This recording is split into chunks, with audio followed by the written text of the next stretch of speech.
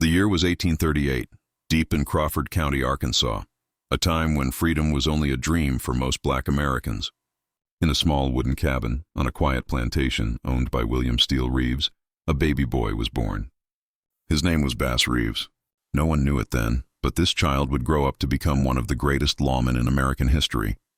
A man who arrested over 3,000 outlaws. A man who never once took a bullet. A man whose story would echo for generations. But before the badge, before the legend, there were the chains. Bass's early world was small. The cotton fields, the creaking wagons, the sound of the overseer's whip cutting through the hot southern air. He grew up enslaved, working for the Reeves family, learning how to ride horses and shoot, not for sport, but for survival. His mother taught him faith. His father taught him silence, and the world taught him fear. Yet even as a child, Bass carried something inside that could not be broken. A quiet fire. He watched how the white men carried guns, how they commanded others, how they spoke freely.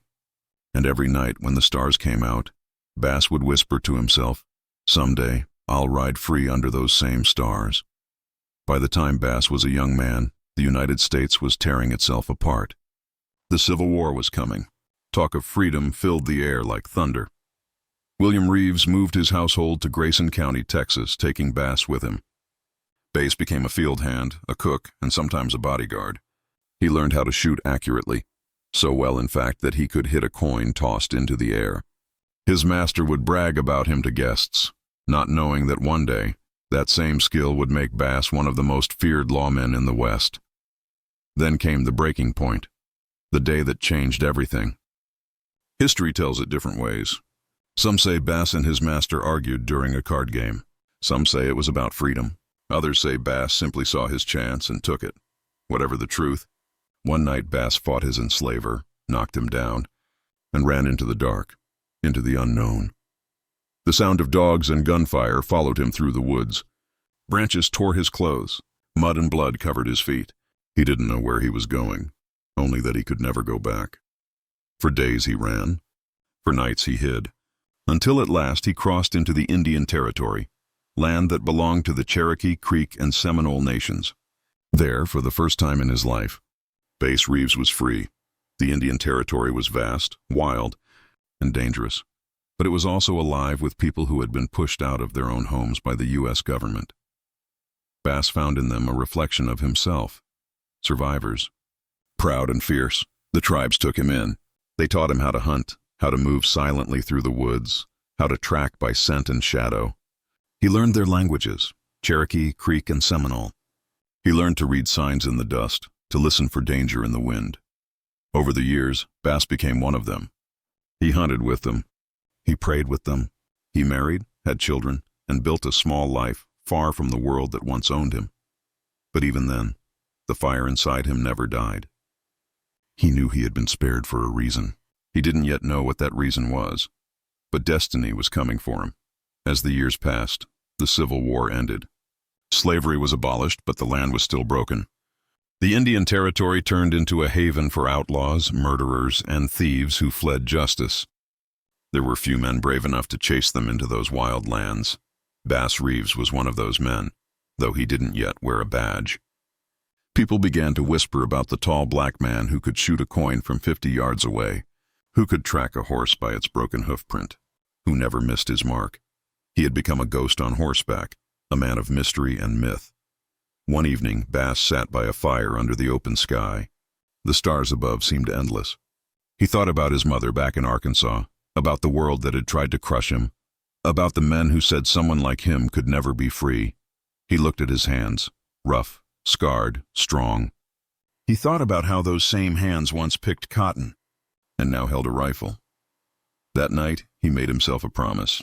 "If I ever wear a badge," he whispered, "I'll wear it honest. I'll stand for what's right, no matter the cost." He didn't know it yet, but that promise would shape the rest of his life. It would turn him from a fugitive into a lawman, from a slave into a legend, from the chains of Arkansas to the free winds of the frontier. Bass Reeves's journey had only begun. He had escaped the past, but destiny was waiting, a destiny that would make him one of the greatest lawmen the West would ever know. In the next chapter, we'll see how a man born into bondage became Deputy U.S. Marshal Bass Reeves, the fearless hunter of outlaws who would bring justice to the wildest land on earth. Bass Reeves had escaped slavery, but freedom in the wildlands was never easy. The Indian Territory was full of danger. Outlaws, wild animals, and hunger waited at every turn. Still, Reeves endured. He hunted, trapped, and traded with the native tribes who had taken him in. Over the years, he learned to live like them. He could follow tracks invisible to others, find water in dry land, and shoot with calm precision even in the middle of a storm. Life was harsh, but it was his. For the first time, he woke each day owing nothing to any man. He had no chains, no master, only the open sky above and the quiet promise that he would never be owned again. He built a small family, worked as a farmer, and gained respect among both native people and settlers who crossed his path. They saw in him a quiet man, strong, polite, and fair, but capable of deadly accuracy when threatened. As the years passed, America changed. The Civil War ended. Slavery was gone in law, though not in every heart. The frontier became a mix of hope and chaos. Freedom was real, but so was lawlessness. The Indian Territory, a vast stretch of wild land, had become a hiding place for the worst criminals of the West. Murderers, horse thieves, and fugitives ran there knowing that most lawmen were too afraid to follow. In 1875, a new U.S. district judge named Isaac C. Parker took his seat in Fort Smith, Arkansas. The newspapers called him the hanging judge because of his strict view of justice.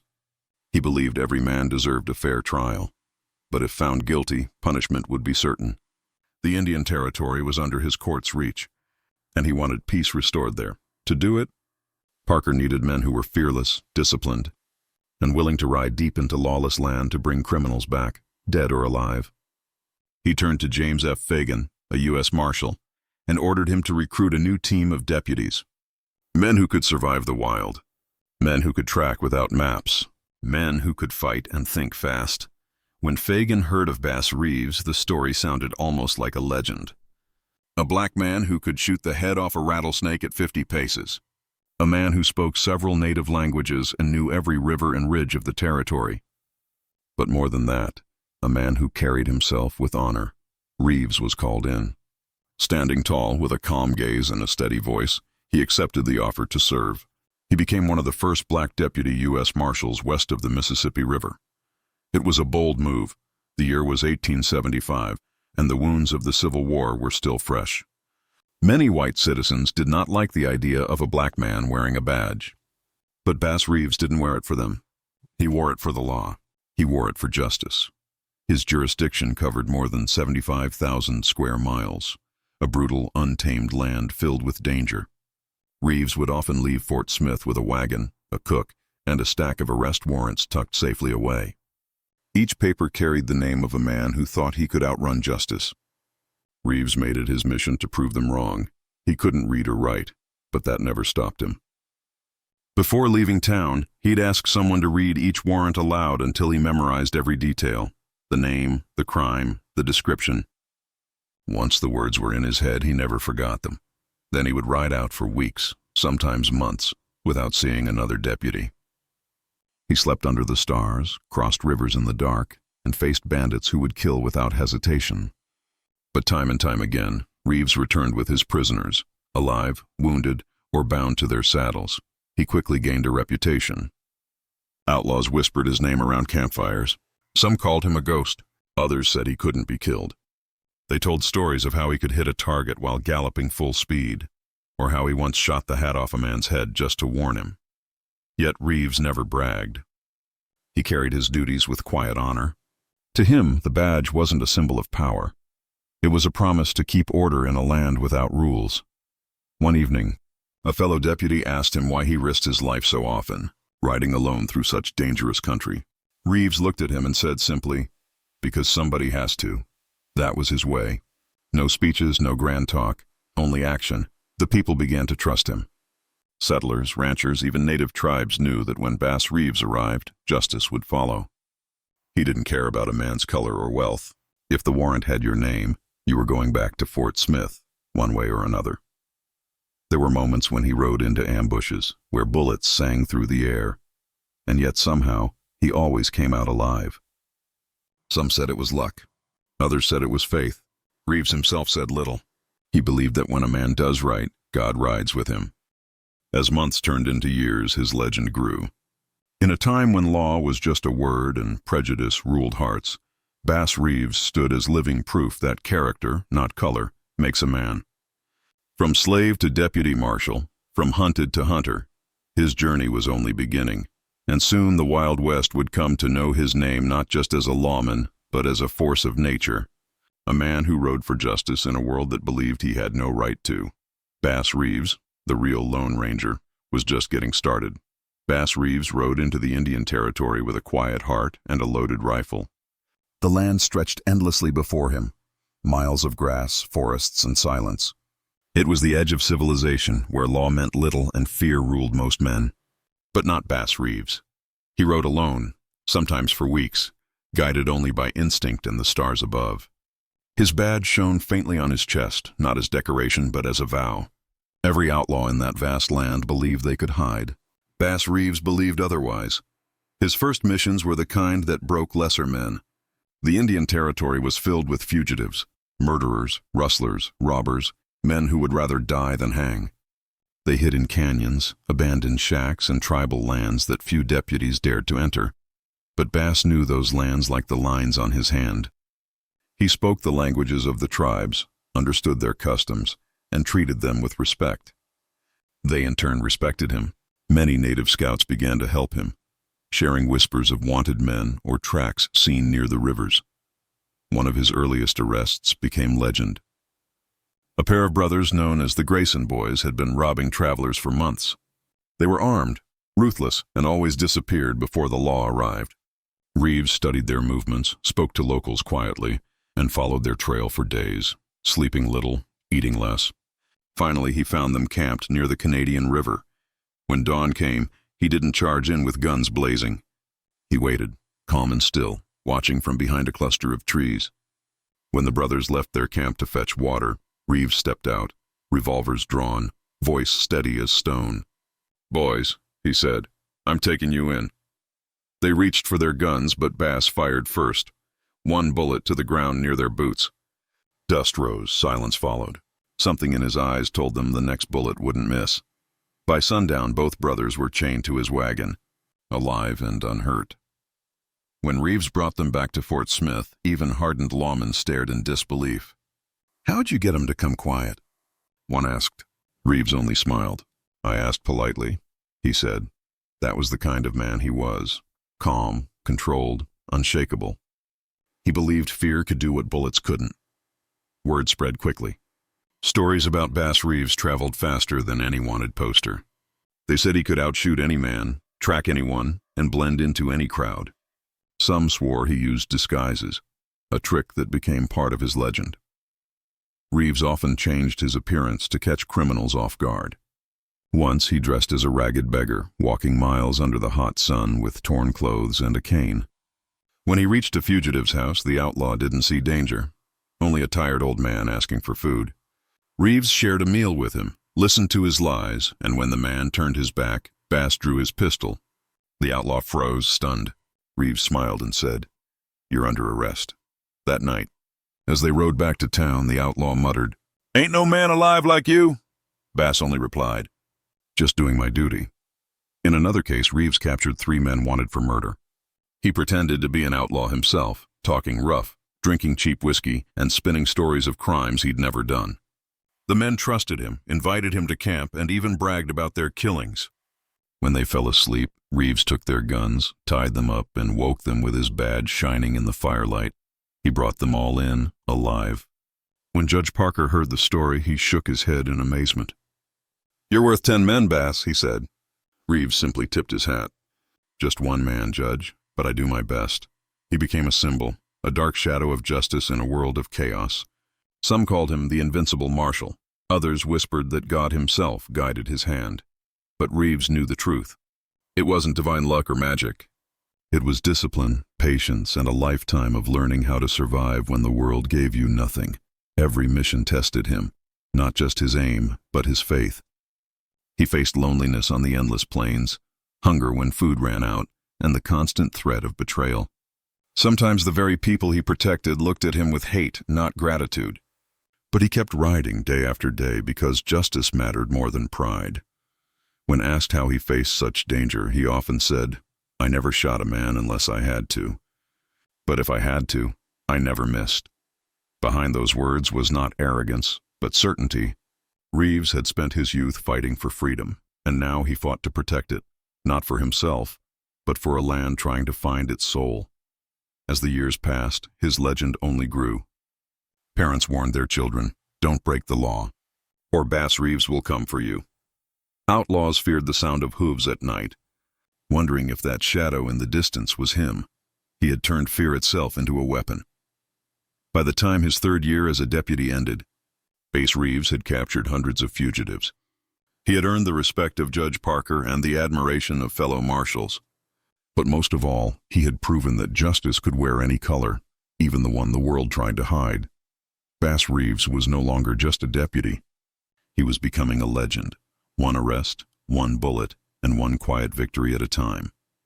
Bass Reeves had become the name that outlaws feared the most. In the dusty saloons of the frontier, whispers followed his legend like wind through broken doors.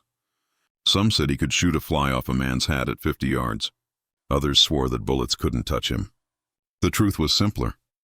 He was a man who refused to die before his work was done. The Indian Territory in those days was wild and merciless. It stretched farther than the eye could see, a land of empty plains, deep forests, and fast rivers. For most men, it was a nightmare. For Reeves, it was home. He rode long trails alone, carrying nothing but his rifle, a revolver, a Bible, and a worn-out warrant book. Each name written in that book was a promise that he would bring them in no matter how far or how dangerous the ride. Sometimes the wanted men were thieves. Sometimes they were killers. Sometimes they were people who had simply lost their way. Bass treated them all the same. He never judged, but he never hesitated. One summer, he was sent after 2 outlaws hiding in the Red River Valley, brothers who had killed a store owner and fled south. The land was rough, the heat unforgiving, and the brothers knew the territory better than most. Reeves tracked them for days through mud, through rain, through fields of tall grass where snakes moved unseen. He followed broken branches, the faint mark of hooves, and ashes from old campfires. By the 7th day, he found their camp. He waited until dawn. When the brothers stepped out, he rode straight toward them. They grabbed their rifles and fired, bullets slicing through the air. Reeves dropped behind his horse, returned fire once and then again, calm, steady, precise. When the smoke cleared, one brother lay wounded, the other dropped his gun and raised his hands. Reeves tied them both and carried them back to Fort Smith, alive. The judge asked how he managed it. Reeves said quietly, "You aim for peace first. But if they draw on you, you finish what they start." Stories like that spread fast. Soon, Bass Reeves became known not only for his bravery but for his fairness. He didn't believe in cruelty. He didn't believe in pride. He believed in the law, a code higher than race, wealth, or anger. He also became a master of disguise. When he couldn't catch a man by force, he caught him by wit. One time, he went after 2 dangerous criminals who had been terrorizing travelers. He knew they trusted no strangers, so Reeves played a part. He dressed like a poor farmer, wore old clothes, and carried a tattered hat. He even rode a borrowed mule to look convincing. After days of searching, he found the men. They laughed when they saw him, an old, tired man who looked harmless. They offered him a drink and let him share their fire. He laughed with them, listened to their stories, and even pretended to be on the run himself. The next morning, when the men were still half asleep, Reeves drew his revolver and said, "Gentlemen, I've enjoyed your company, but I'm afraid you're both under arrest." They were too stunned to move. By noon, he had them tied and on the trail to Fort Smith. When the story reached the court, the townspeople couldn't stop talking about it. Some said he could change his face like a magician. Others said no outlaw could ever see through his calm eyes. But not every day ended in victory. There were times when the danger was too close, when a single mistake could have ended everything. Once, while arresting a murderer, Reeves was forced into a gunfight that lasted only seconds, but felt like forever. Both men fired at the same time. The outlaw's bullet tore through Reeves's hat. Reeves's bullet hit its mark. When it was over, he stared at the hole in his hat, took a deep breath, and quietly said, "Close call." He didn't celebrate. He didn't boast. For Reeves, every life lost, even an outlaw's, was a heavy burden. He carried those memories like shadows that followed him everywhere, yet he never stopped. He couldn't. Every time he delivered another prisoner, another life saved from the chaos of the frontier, he felt that maybe justice had a fighting chance. Over the years, Bass Reeves became a hero to some and a nightmare to others. Judge Parker trusted him more than most deputies. He was sent on missions others refused to take, deep into territories where no law existed. He brought back killers, horse thieves, bank robbers, and men so dangerous that even their own gangs feared them. And somehow, through it all, he was never seriously wounded. Many said it was divine protection. Reeves never argued. He only said, "A man who's right with God has nothing to fear." By the late 1880s, his name had spread across the entire West. Children whispered his stories at night. Newspapers wrote about his captures. And in every jail cell from Texas to Oklahoma, outlaws asked the same question. Is Bass Reeves coming for me? The answer more often than not was yes, because once your name was on his warrant, there was no running far enough. Bass Reeves wasn't just enforcing the law. He was writing a new kind of history, one where a man's worth was measured not by the color of his skin, but by the truth in his soul, and with every arrest, every long ride, every lonely night on the trail, that truth grew louder. Justice had found its greatest writer, and his name was Bass Reeves. By the late 1880s, the name Bass Reeves had become a legend whispered across the frontier. In every saloon, every dusty trail, and every outlaw camp, men spoke his name with a mix of fear and awe. They said he could ride for days without rest, that he never missed a shot, and that he could smell a lie before a man even spoke it. To most, he was not just a lawman. He was justice itself, walking on 2 feet. For more than 10 years, Reeves had hunted criminals through the endless wilds of the Indian Territory. He had brought in murderers, thieves, and fugitives who thought they were untouchable. No one knew exactly how many men he'd arrested. Some said over 3,000. But what they all knew was this. Once Bass Reeves had your name on his warrant, your days of running were over. His fame grew so large that some outlaws would surrender the moment they saw him. They would hand over their guns and say, "I ain't looking to die today, Marshal," and Reeves would just nod, tie their hands, and reply softly, "That's a wise choice, son." But behind that calm strength was a man who carried the weight of every decision. Reeves lived by a simple rule: never draw your gun unless there's no other way. He had killed men, but never in anger. Every life he took haunted him quietly at night when the trail went silent. He prayed for forgiveness, even for the ones who tried to kill him. Still, the work never ended. The frontier was wild and the law was thin. He rode hundreds of miles every month through storms, floods, and scorching heat. He slept under trees, crossed rivers at midnight, and faced ambushes more times than anyone could count. Yet there was one enemy he never expected to face: his own blood. It began one cold winter morning. Reeves had just returned to Fort Smith when the Marshal's office handed him a new warrant. He took it without a word, as he always did. But when his eyes fell on the name written there, his hands froze. The name was Benny Reeves, his son. Benny had been accused of murdering his wife during a violent argument. The details were ugly. Reeves didn't want to believe it. He rode home hoping there was some mistake. But the truth was clear. Benny had lost his temper. A woman was dead, and the law did not care whose son he was. For days, Reeves said nothing. Friends and other deputies tried to convince him to let someone else make the arrest. One man told him, "Bass, you've done enough for justice. Don't let it break your heart." Reeves listened quietly, then shook his head. He said, "If I don't uphold the law, then I have no right to wear this badge." And so he saddled his horse and rode out, not as a father, but as a marshal. The ride was long and heavy. Each hoofbeat felt like thunder in his chest. When he reached the cabin where Benny was hiding, he saw his son standing on the porch. For a moment, neither of them spoke. The wind moved softly through the trees. Benny's eyes filled with tears. "Pa," he said, "you ain't really here for me, are you?" Bass's voice was steady, though his heart was breaking. "I'm here for the law, son. There was no gunfight that day. No shouting. No struggle." Benny surrendered quietly, and together, father and son rode back to Fort Smith in silence. When they arrived, Bass turned his son over to the court without a single word. He stood straight, hat in hand, and then walked away. Those who saw him said they had never seen a man look so proud and so broken at the same time.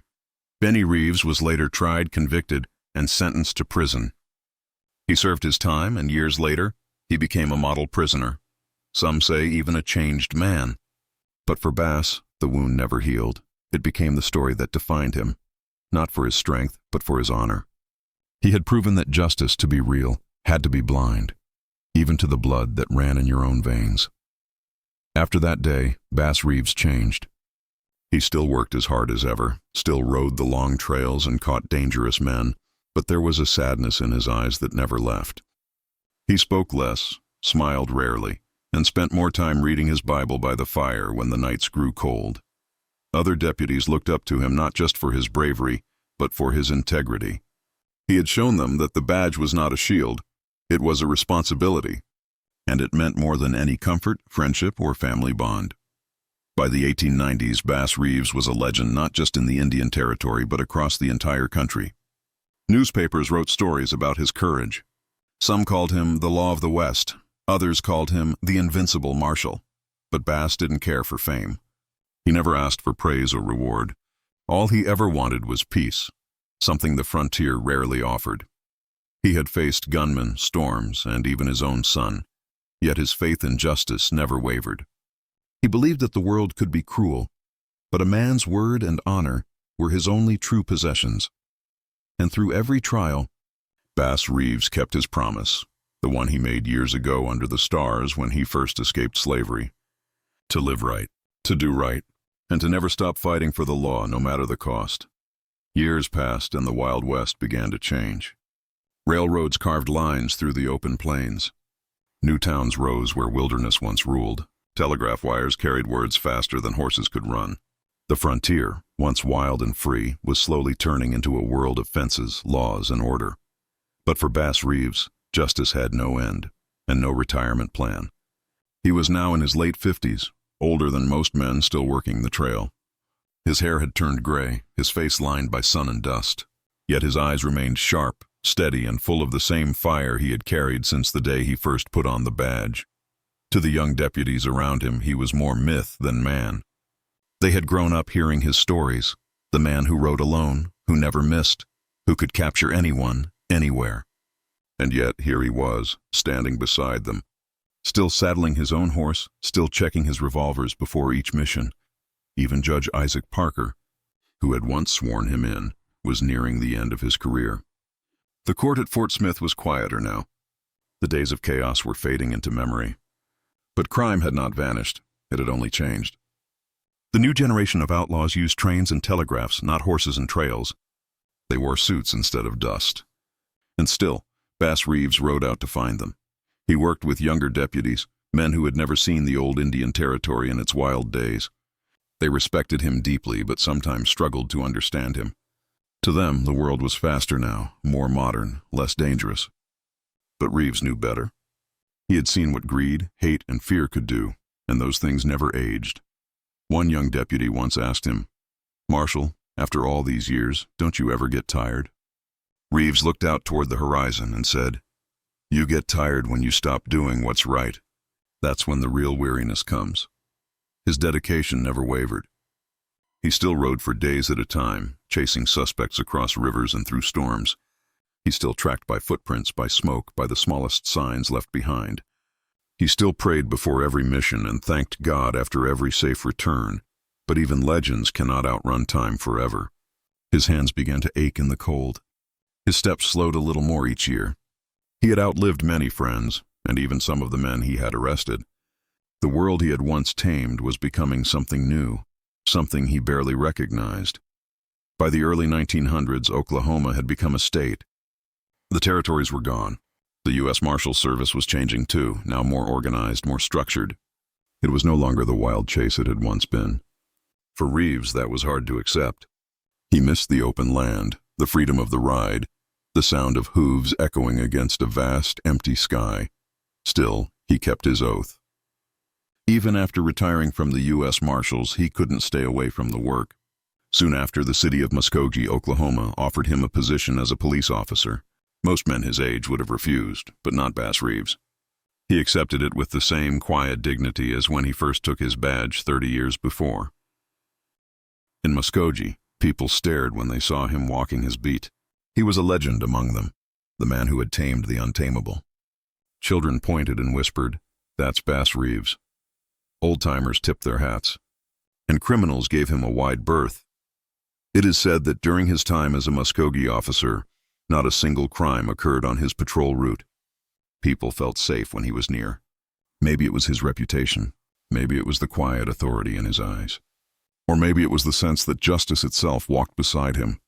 Even as his strength faded, Reeves never complained. He didn't talk about pain, age, or fear. He only talked about duty. To him, the badge was never about glory. It was about peace, the kind of peace that comes when good men stand firm. Sometimes at sunset, he would sit on the steps outside his small home, polishing his badge. He'd hold it in his hands and remember the years, the miles he rode, the men he caught, the ones he buried. He would think about the friends long gone, about Judge Parker, about his son Benny, and about the quiet promise he had made long ago under the stars, a promise to live with honor, a promise to serve until his last breath. One night, a friend visiting him asked, "Bass, after all these years, what do you think justice really means?" He looked at the horizon, where the sun was setting in gold and red, and said softly, "Justice is the weight a man carries so others don't have to. You don't put it down until the Lord tells you it's time." Those words would stay with everyone who heard them. By then, the law had changed. The frontier had changed. But Bass Reeves, he had never changed. He was still the same man who believed that courage was not the absence of fear, but the strength to do what's right despite it. The years would soon catch up to him. But even as his body weakened, his spirit stood taller than ever. To the people of Muskogee, he was more than a marshal, more than a hero. He was proof that honor could outlive time itself. And though the Wild West was gone, the lawman who tamed it was still on duty. Still walking, still watching, still Bass Reeves. The older Bass Reeves grew, the quieter his world became. The sounds that once filled his life, galloping hooves, gunfire, and the cries of captured men, had faded into memory. Now he heard only the soft wind over the plains and the distant murmur of a town that was no longer wild.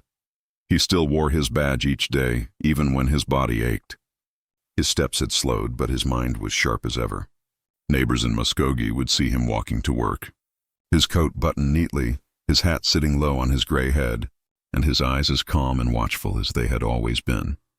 People respected him deeply, though few truly knew the miles he had ridden or the men he had faced.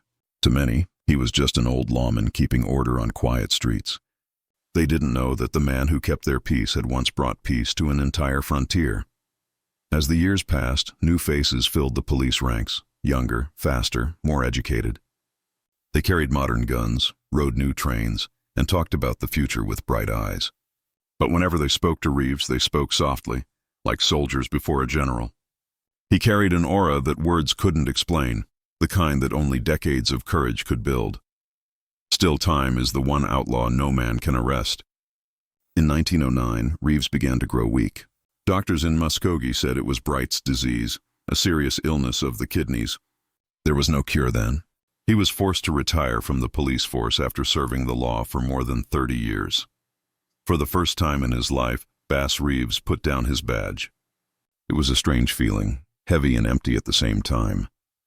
He had spent his entire life carrying the law, protecting others, and now the world around him no longer needed him to ride. He was 70 years old, tired and in pain, but his spirit refused to bend. Even in sickness, he kept his habits. He rose early, sat by his window, and read from his worn Bible. Sometimes children from the neighborhood would come by, curious to see the old man the adults spoke of. He would smile kindly, tell them short stories about the old days, and then say, "Always do right, boys. That's the only law that matters." He never bragged, never spoke of his record, never called himself a hero. He didn't have to. The truth of his life spoke louder than any boast. As the winter of 1910 approached, Reeves' health worsened. Friends came to visit him, and they said his eyes were still bright, clear and full of peace. When one of them asked if he had any regrets, he said, "I reckon I did all the Lord asked of me. That's enough. On January 12, 1910, Bass Reeves took his final breath in his small home in Muskogee, Oklahoma. He was 71 years old, the man who had once ridden across thousands of miles of wild land, who had brought in over 3,000 outlaws, who had faced death more times than any other lawman of his time, was gone. His funeral was small and quiet. There were no parades, no grand speeches. He was buried at the old agency cemetery in Muskogee, under a simple stone that bore his name. There were few words said that day, but everyone there knew that a giant had passed, and then slowly, history forgot him. His name faded from the headlines. Books about the Old West spoke of cowboys, gunslingers, and sheriffs, but rarely mentioned the black man who had outshined them all. For decades, Bass Reeves' story lived only in the memories of the people who had known him. It was as if the dust of the West had buried him twice, once in the ground and once in time, yet legends never truly die. Stories of a mysterious black marshal who could shoot like lightning and never missed began to drift across generations. Some said he had inspired the creation of the Lone Ranger, the famous masked hero of American folklore. No one could prove it, but those who knew the truth smiled quietly, because they didn't need proof. They had seen Bass Reeves ride. He had been larger than life, a man born in chains who became the embodiment of justice. And though the world moved on, the echo of his footsteps never stopped. In every story of courage, in every tale of a lone lawman facing impossible odds, there was a trace of him. Years later, historians would uncover his records, the arrests, the testimonies, the official reports signed by judges and marshals. They would realize that this quiet man from Arkansas had been one of the greatest lawmen in American history. And they would ask the question, how could the world have forgotten someone like him? Perhaps it was because Bass Reeves never sought fame. He never wanted statues, titles, or rewards. He only wanted peace, the kind that comes from knowing you lived right. And in that, he succeeded more than most men ever will. Even now, when his name is spoken, it carries the weight of truth and honor. He was a man who lived by his word, who stood against hatred, who fought for justice in a land that offered him none. Bass Reeves didn't just enforce the law, he defined it. And long after his passing, the legend of the man who could not be broken continues to ride across history, as eternal as the wind across the plains he once tamed. For many years after Bass Reeves died, the world went silent about him. The frontier faded into memory, and new stories took its place, stories of white cowboys, sheriffs, and gunfighters who supposedly built the West. In those stories, there was little room for a black man who had done more than most to bring justice to the wild. Textbooks didn't mention his name. Hollywood never showed his face. Even the lawmen who came after him knew little about the man whose shadow they walked in. The memory of Bass Reeves, one of the greatest marshals in American history, was slowly buried beneath the myths of others. But legends have a way of returning, especially when truth is stronger than fiction. Decades passed. By the middle of the 20th century, historians began to dig deeper into the forgotten corners of the Old West. They found reports in old court records, yellowed papers signed by Judge Isaac Parker, and arrest documents marked with the same name over and over again, Deputy U.S. Marshal Bass Reeves. The more they uncovered, the clearer it became. This man had been no ordinary deputy. He had arrested more fugitives than any other marshal of his time. He had done it without ever being wounded, and he had done it in a time when the color of his skin made even survival a daily fight. Writers began to piece together his life from dusty archives and local memories. Old families in Arkansas and Oklahoma still told stories of a tall black man on horseback who could track a man through a storm and bring him back alive. Some said their grandparents had met him. Some said their ancestors had been captured by him and respected him for the way he treated them. Soon, newspapers started printing small articles about the forgotten marshal. Readers were stunned. They asked, how could we not know about this man? In the 1990s and early 2000s, historians published books about Bass Reeves, and documentaries began to tell his story. Teachers started mentioning him in classrooms. Slowly, the legend began to breathe again. And then, something remarkable happened. People started to wonder if the famous fictional hero, the Lone Ranger, had been inspired by Bass Reeves. The Lone Ranger, created in 1933 for radio, was a mysterious masked lawman who brought justice to the Wild West with courage and honor. He never killed unless he had to. He treated people fairly, and he was known for his disguise and quick shot. He even rode with a Native American companion and used silver bullets as a symbol of truth. Sound familiar? Though there was no written proof that Bass Reeves directly inspired the Lone Ranger, the similarities were too strong to ignore. Many began to believe that the real-life black deputy Marshal, who rode alone through Indian territory, captured thousands of criminals and upheld justice above all else, was the true man behind the mask. The idea spread fast. Articles, TV specials, and historians began calling him the real Lone Ranger. And for the first time in nearly a century, Bass Reeves' name returned to the place it belonged, the center of American legend. Communities across Arkansas and Oklahoma began to honor him. Statues were built in his memory, tall bronze figures showing him proudly holding his badge, looking out over the land he once patrolled. One of the most famous statues stands in Fort Smith, Arkansas, not far from where he began his service under Judge Parker. At night, lights shine on the statue, and his shadow stretches long across the city streets, as if the Marshal is still watching over them. In Oklahoma, bridges, schools, and parks were named after him. The Bass Reeves Memorial Bridge crosses the Arkansas River, carrying his name from one side of history to the other. Local law enforcement groups began to celebrate his life, seeing in him not only a hero of the past, but a symbol of integrity that still matters today. The story of Bass Reeves began appearing in books, museums, and documentaries. Hollywood, too, started to take notice. His life inspired characters in television series like Watchmen and Lawman. Bass Reeves, a show dedicated to bringing his true story to the screen. For many viewers, it was the first time they ever heard his name. And once they did, they never forgot it. Across America, people began to see Bass Reeves for what he truly was, not just a great lawman, but a pioneer who broke barriers before the world was ready to see him. He was a man who proved that courage had no color and that justice could be carried by anyone willing to stand for it. In schools, his story began to inspire new generations of children, especially young black students who saw in him someone who looked like them, who had faced the impossible and won. His life reminded them that history had heroes who had been hidden for too long. It had taken almost 100 years, but the truth finally caught up to time.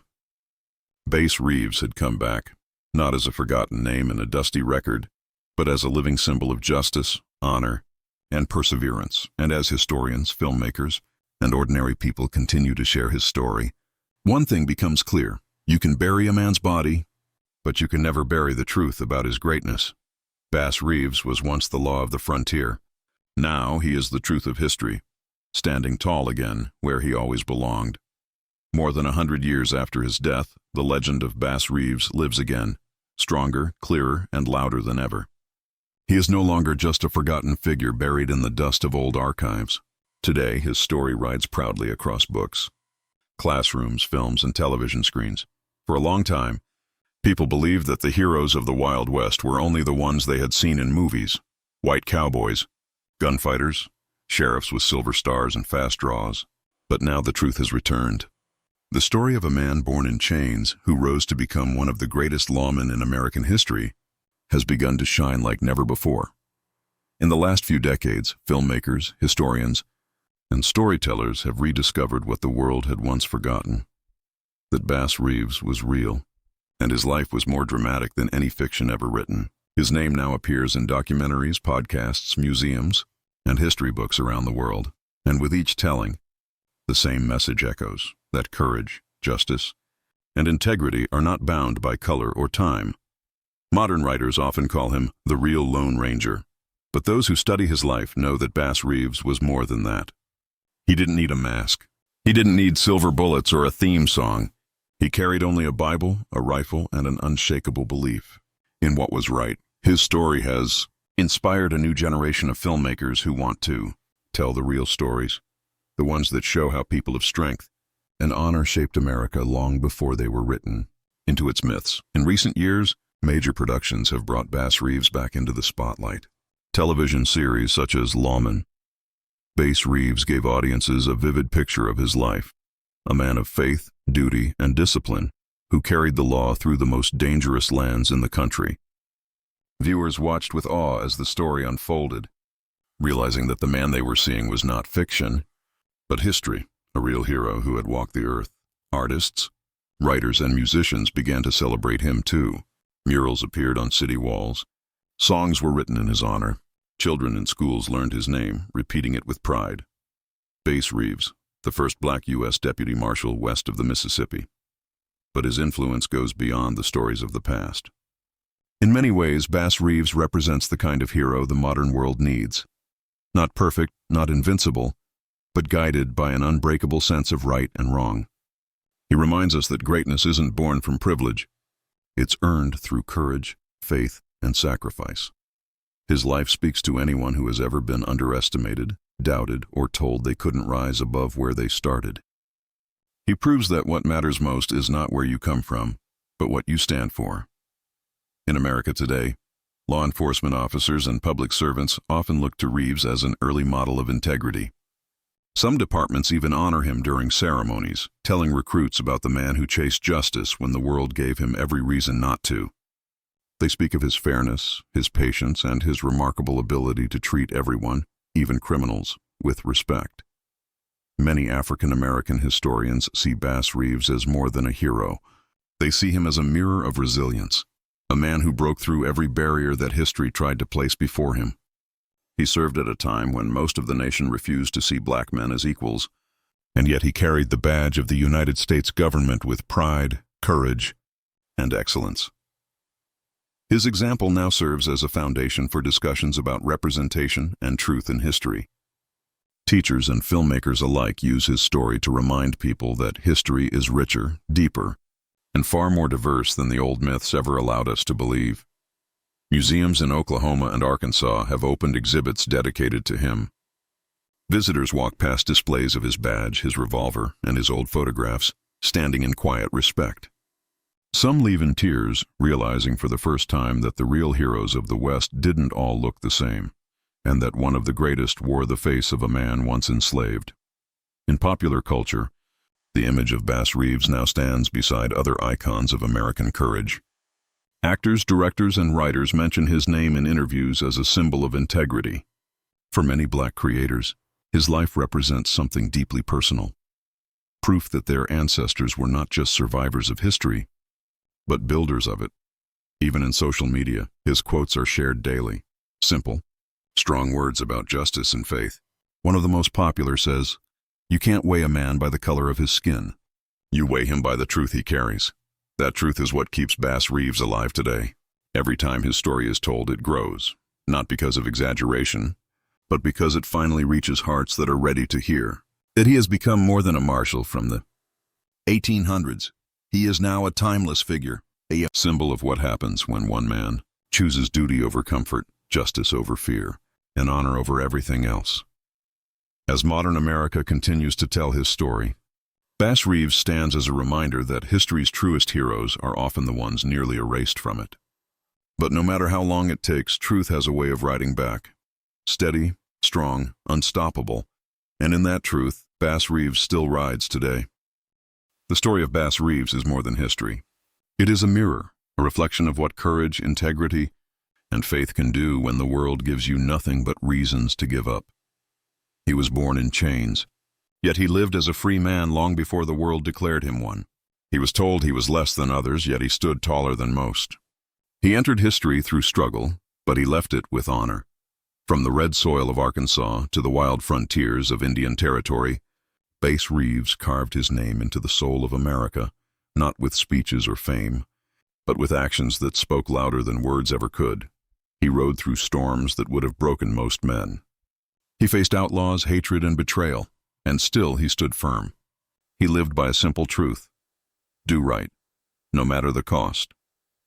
For 32 years, he carried the badge of the United States with pride and purpose.